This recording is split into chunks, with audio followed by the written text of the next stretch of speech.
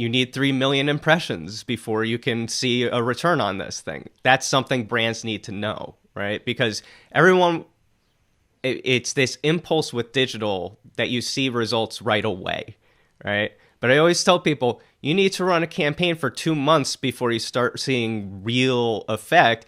And if that campaign ends at the end of 2 months, well, guess what? You're going to see a spike and a nosedive, and then it's done because you have no lasting impression to keep things running.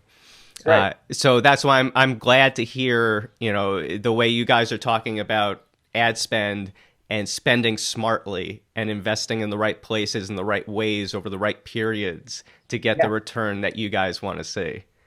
Yeah, and there was a great article in Rolling Stone. I forget the title of the article, and it was in the last few days, but it was all about how cannabis brands really need to think about education and educating consumers.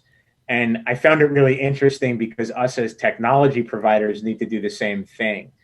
And especially in this industry where it's still a very nascent industry and we're trying to figure out how to grow and how to gain access to all the tools and solutions that most advertisers in the regular world in quotes have. Right. And I guess where I'm going with that is it's almost like this intersection of technology platforms and clients, whether it's an MSO, a vertically integrated operator, a mom and pop, or a brand, really working together on almost this mutual educational process, whether that's buying technology and understanding the nuance of how these solutions work, and that's the B2B aspect, Mhm. or the B2C aspect where you actually need to educate consumers on this industry to drive new customer acquisition, to get